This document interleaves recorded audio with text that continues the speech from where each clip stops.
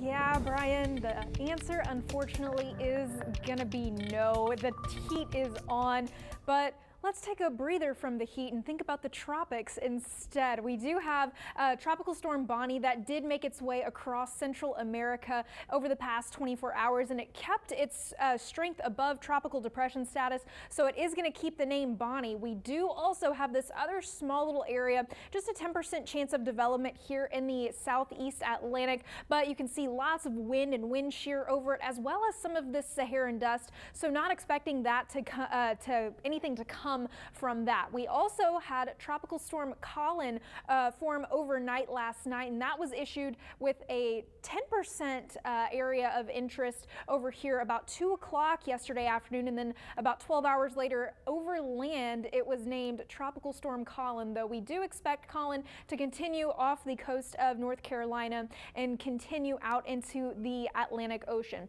Here back at home, we do have a couple showers across the coastal bend out just to the south of George West. That heat advisory did just expire within the last couple minutes, but it is still plenty hot out here. Feels like 101 in Corpus Christi, and we're only going to see this repeat over the next couple days. That's because this high pressure ridge is going to make its comeback here into the southern United States. We'll also see a slight chance at just a little bit of haze going into Tuesday from a little tiny plume of Saharan dust, though it shouldn't stick around for a very long time at all.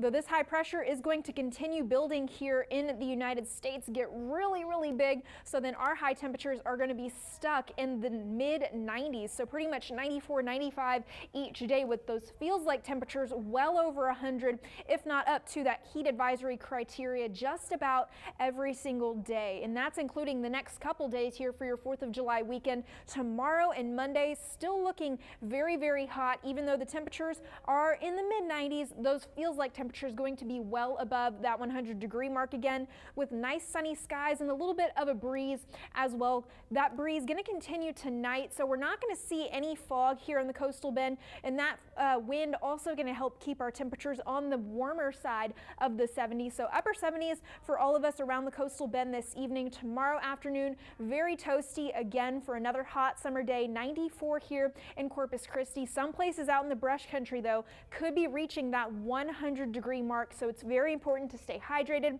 as well as keep sunscreen on, especially if you're headed out to the beach to celebrate 4th of July. That UV index is going to be in that extreme category both Sunday and Monday for 4th of July. But again, the temperatures along the beach are going to be a little bit cooler than we will be here inland just a bit. So think maybe lower 90s, if not very tail upper end of the 80s right along the beach.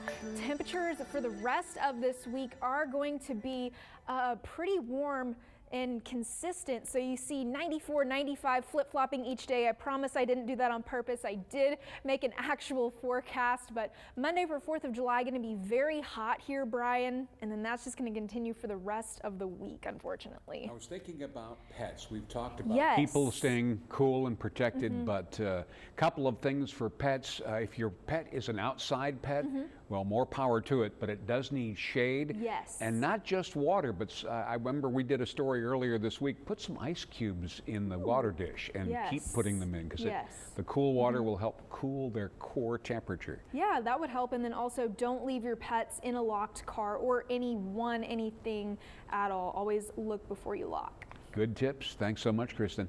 And